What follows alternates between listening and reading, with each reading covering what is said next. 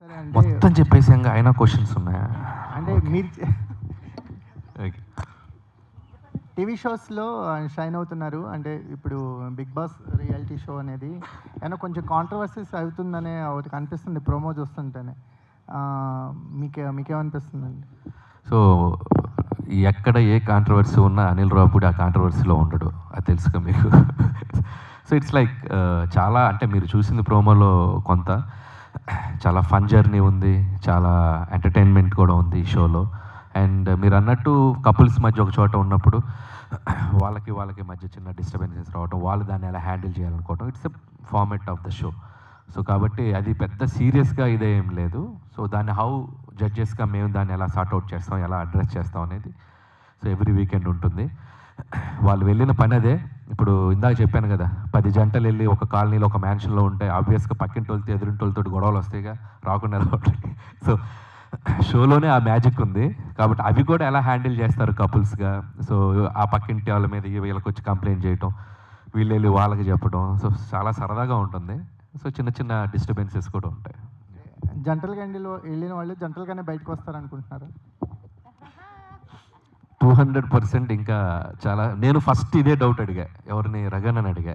Made for each other అని లోపలికి పంపుతున్నారు, సో వాళ్ళ మధ్య డిస్టర్బెన్సెస్ క్రియేట్ అవుతాయి అంటే లోపలికి వెళ్ళాక వాళ్ళు ఇచ్చిన ప్రతి ఛాలెంజ్ వాళ్ళ మధ్య ప్రేమని బలం చేసేలాగా ఉంది, కానీ వాళ్ళ మధ్య డిస్టెన్స్ క్రియేట్ చేసేలా లేదు. So most of the couples నాకు తెలిసి ఇంకా స్ట్రాంగ్ అయి బయటకు వస్తారు, ఇంకా బెటర్ అయి బయటకు వస్తారు.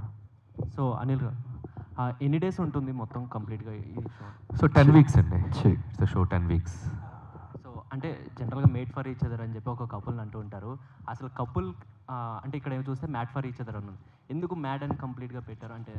మేడ్ ఫర్ ఈచ్ అదర్ అంటే ఒకరికొకరు చాలా సమతూలంగా ఉన్నట్టు. మ్యాడ్ ఫర్ ఈచ్ అదర్ అంటే ఒకరికొకరు పిచ్చిగా, అంటే any extent, so crazy. So ఎంత దూరమైన ఆ కపుల్ మధ్య లవ్ ఎంత ఎక్స్టెంట్ అయినా ఉండగలరు అన్న దానికి మన స్టార్ మా వాళ్ళు ఆలోచించి ఆ పేరు పెట్టారు. అంటే రియల్గా కపుల్ అనే వాళ్ళు హ్యాపీగా ఉండాలంటే వాళ్ళ లైఫ్లో ఏముండాలి? హ్యాపీనెస్ ఉండాలి.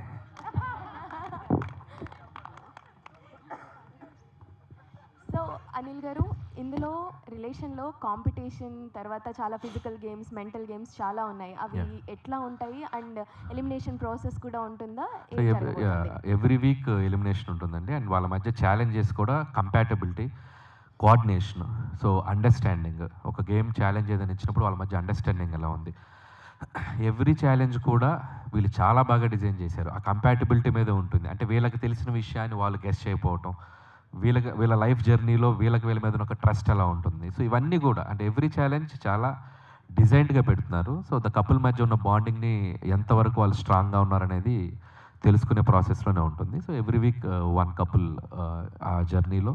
అంటే ఎలిమినేషన్ అంటే మేము ఇందాక చెప్పినట్టు వాళ్ళు కపుల్గా ఏదో వీక్ అని కాదు. సో ఉన్న 10 కపుల్స్లో బెటర్ కపుల్స్ అందరూ. సో ఆ బెస్ట్ కపుల్స్ ముందుకెళ్తూ ఉంటారు, అంతకు మించి ఏమీ లేదు. సో ఆ 1 వీక్లో కూడా every couple beautiful emotions, beautiful memory share చేసుకొని బయటకు వస్తారు. ఎంతో రకంగా వాళ్ళ మధ్య ఉన్న జర్నీ బలపడుతుంది తప్ప దానివల్ల వాళ్ళకి మైనస్ కాదు.